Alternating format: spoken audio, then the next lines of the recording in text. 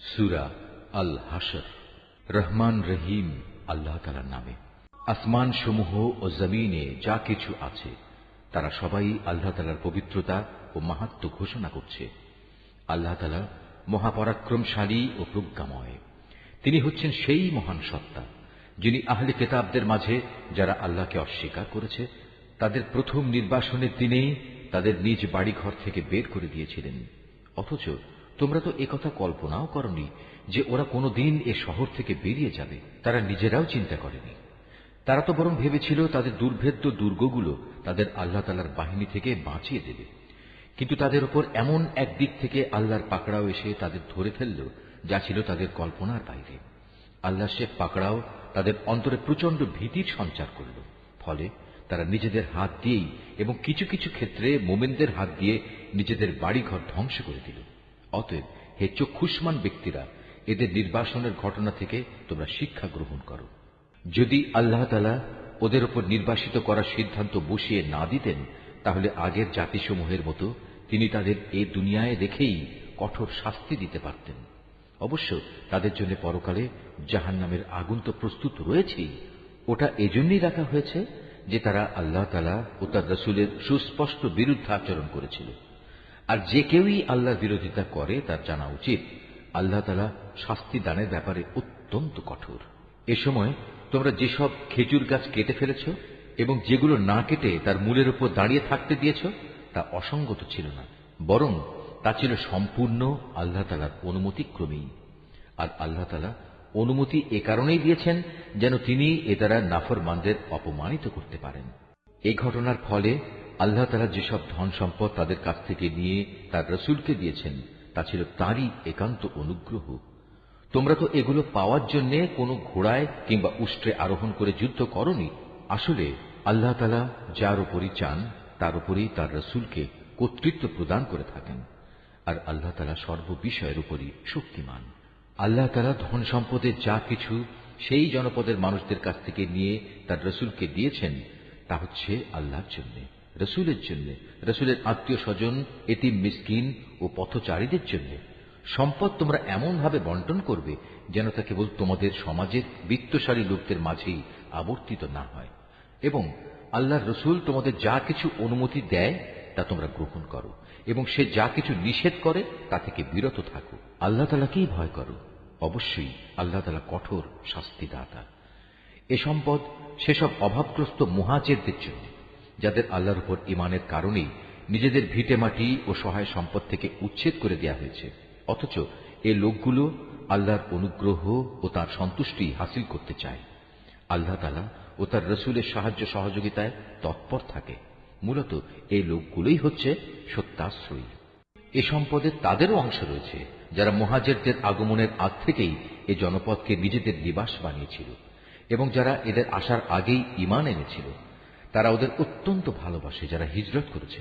রাসূলের পক্ষ থেকে তাদের মুহাজির সাথীদের যা কিছু দেয়া হয়েছে সে ব্যাপারে তারা নিজেদের অন্তরে তার কোন রকমের প্রয়োজন অনুভব করে না। শুধু তাই নয়, তারা তাদের মুহাজির সাথীদের প্রয়োজনকে সর্বদাই নিজেদের প্রয়োজনের উপর অগ্রাধিকার দেয়, যদিও তাদের নিজেদেরও অনেক অভাবগ্রস্ততা রয়েছে। আসলে যাদের মানসিক কৃপণতা সংকীর্ণতা থেকে বাঁচিয়ে রাখা হয়েছে তারাই হচ্ছে সফলকাম। সে সম্পদ তাদের জন্য যারা তাদের মুহাজির ও আনসারদের পরে এসেছে।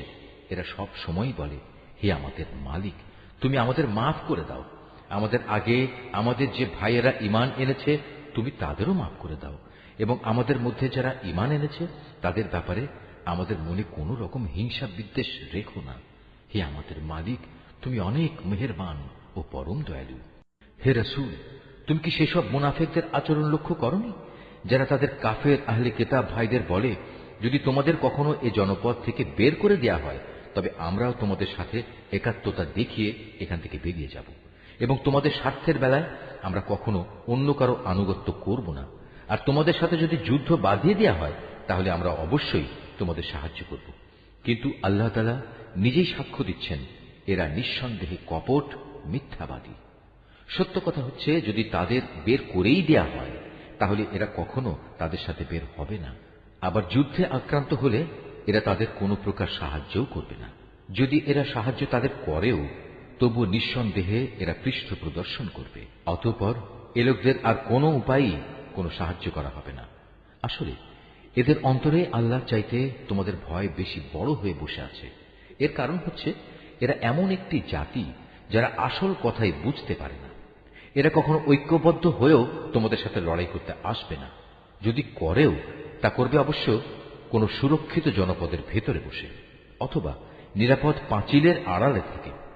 আসলে তাদের নিজেদের পারস্পরিক শত্রুতা খুবই মারাত্মক। তুমি তো এদের মনে করো এরা ঐক্যবদ্ধ, কিন্তু মোটেই তা নয়। এদের অন্তর হচ্ছে শতধা বিচ্ছিন্ন, কেননা এরা হচ্ছে নির্বোধ সম্প্রদায়। এদের অবস্থাও সেই আগের লোকদের মতো, যারা মাত্র কিছুদিন আগে নিজেদের কৃতকর্মের পরিণাম হিসেবে বিতাড়িত হবার শাস্তি ভোগ করেছে।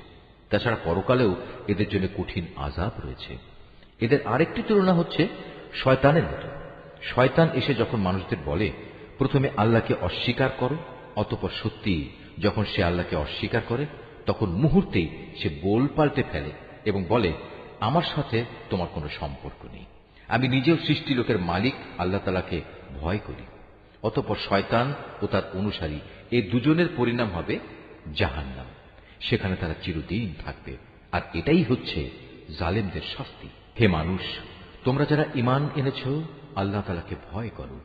তোমাদের প্রত্যেকেরই উচিত ভালো করে লক্ষ্য করা যে আগামীকাল আল্লাহর সামনে পেশ করার জন্য সে কি আমলনামা পেশ করতে যাচ্ছে। তোমরা আল্লাহকে ভয় করতে থাকো। অবশ্যই তোমরা যা কিছু করছো আল্লাহ তাআলা তার পূর্ণাঙ্গ খবর রাখেন। তোমরা তাদের মতো হয়ো না যারা দুনিয়ার ফাঁদে পড়ে আল্লাহকে ভুলে গেছে এবং এর ফলে আল্লাহ তাআলাও তাদের নিজ নিজ অবস্থা ভুলিয়ে দিয়েছেন। আসলে এরা হচ্ছে আল্লাহর নাফরমান। জাহান্নামের অধিবাসী ও জান্নাতের অধিবাসীরা কখনো এক হতে পারে না। জান্নাতবাসীরা অবশ্যই সফলকাম। আমি যদি এ কোরআন কোনো পাহাড়ের উপর নাজিল করতাম তাহলে তুমি অবশ্যই তাকে দেখতে কিভাবে তা বিনীত হয়ে আল্লাহর ভয়ে বিদীর্ণ হয়ে পড়ে। আমি এসব উদাহরণ মানুষের জন্য এ কারণেই বর্ণনা করছি যেন তারা কোরআনের মর্যাদা সম্পর্কে চিন্তা ভাবনা করতে পারে। তিনি আল্লাহ তাআলা, তিনি ছাড়া কোনো মাবুদ নেই। দেখা অদেখা সব কিছুই তাঁর জানা। তিনি দয়াময়, তিনি করুণাময়। তিনি আল্লাহ তাআলা, তিনি ছাড়া কোনো মাবুদ নেই। তিনি রাজাধিরাজ, তিনি পূত পবিত্র, তিনি শান্তিদাতা, তিনি বিধায়ক, তিনি রক্ষক, তিনি পরাক্রমশালী, তিনি প্রবল, তিনি মহাত্মের একক অধিকারী। তারা যেসব ব্যাপারে আল্লাহর সাথে শিরক করছে আল্লাহ তাআলা সে সব কিছু থেকে অনেক পবিত্র। তিনি আল্লাহ তাআলা, তিনি সৃষ্টিকর্তা, তিনি সৃষ্টির উদ্ভাবক, সব কিছুর রূপকার তিনি। তার জন্যই নিবেদিত সকল উত্তম নাম।